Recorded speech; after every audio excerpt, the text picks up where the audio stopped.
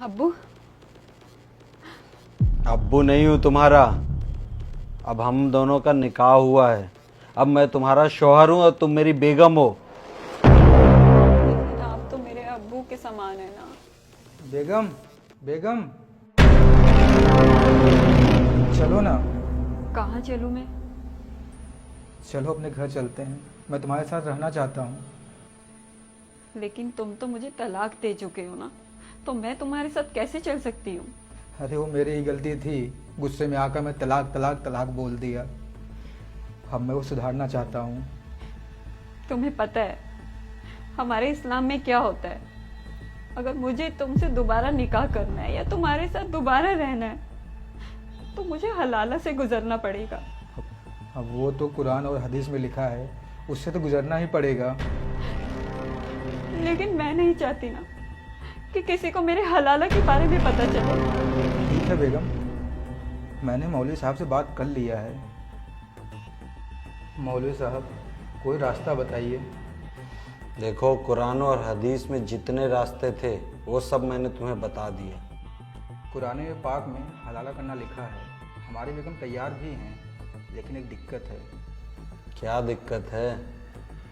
हमारी बेगम चाहती है घर की बात घर में ही रह जाए। अरे अगर हम हलाला करते तो कहाँ किसी को पता चल जाता। लेकिन मौलवी साहब, बात तो बाहर तक जाएगी ही ना। तुम्हारा कोई छोटा भाई है? नहीं। बड़ा भाई होगा? नहीं। अब्बू तो होंगे। मौलवी साहब, आप कैसी बातें कर रहे हैं? वो हमारे अब्बू हैं, हमारी बेगम को तो अब्बू लगेंगे ना। लगता है तुमने कुरान ठीक से पढ़ा नहीं है। जो माँ के छाती का दूध पीते हैं ना, वही भाई बहन होते हैं, वही रिश्ते पाक होते हैं। बाकी रिश्ते को कोई मायने नहीं है। देखो, तुम अपने अब्बू से हलाला करवा देना, फिर कुछ दिन बाद तुम्हारे अब्बू तलाक दे देंगे, फिर तुम दोनों निकाह कर लेना। इसमें गलत क्या है? घर की बात घर में रह जाएगी। ठीक है मौलवी साहब, मैं अपनी बेगम से बात करता हूँ। हाँ, बात करना। कुछ और बात होगी तो मुझे बताना। अब्बू, मैं तुम्हारा अब्बू नहीं हूँ, तुम्हारा शौहर हूँ। हम दोनों का निकाह हुआ है। अब मैं तुम्हारा शौहर हूँ और तुम मेरी बेगम हो। लेकिन आप तो मेरे अब्बू के समान है ना। तुम ही चाह रही थी ना कि तुम्हारा हलाला हो जाए और दुनिया को भी ना पता चले। तो अब हम दोनों के बीच में हलाला हो जाएगा, फिर मैं तुम्हें कुछ दिनों बाद तलाक दे दूंगा, फिर तुम मेरी बेटी से वापस से निकाह कर लेना। किसी को कुछ भी नहीं पता चलेगा। लेकिन अब्बू, लेकिन कुछ नहीं, किसी को कुछ भी नहीं पता चलेगा।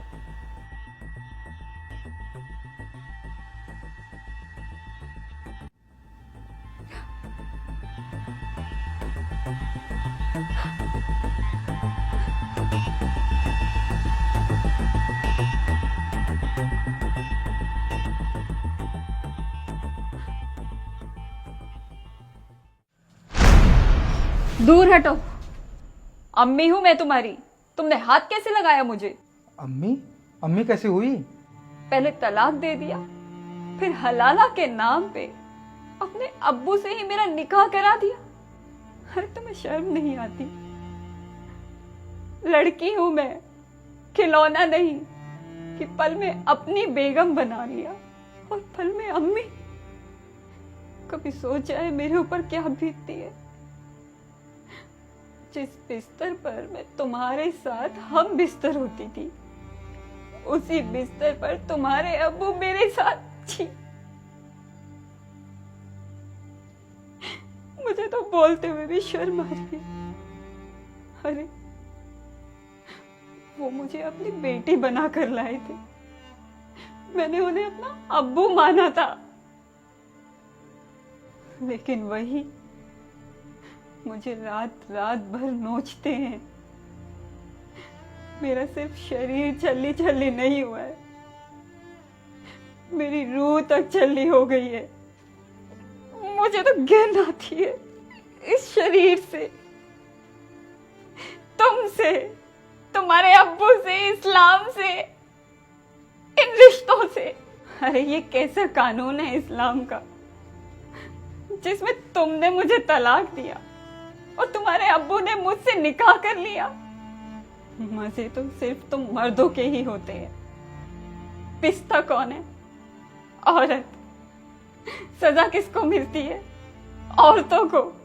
उनके बारे में कभी कोई नहीं सोचता कि उन पे क्या बीत रही है। ये कैसा कानून है इस्लाम का, जिसमें एक पल में लड़की को बेगम बना दिया और दूसरे ही पल में अम्मी बना लिया। सुनो, बेशक मेरा तुमसे दोबारा निकाह हो जाए, लेकिन मैं अपने मरते दम तक तुमसे कभी हम बिस्तर नहीं हो सकती अब। और वैसे भी इस्लाम में तो 4 बीवियां जायज है ना, तो 3 और निकाह कर लेना। लेकिन मुझे नहीं पा सकोगे अब कभी।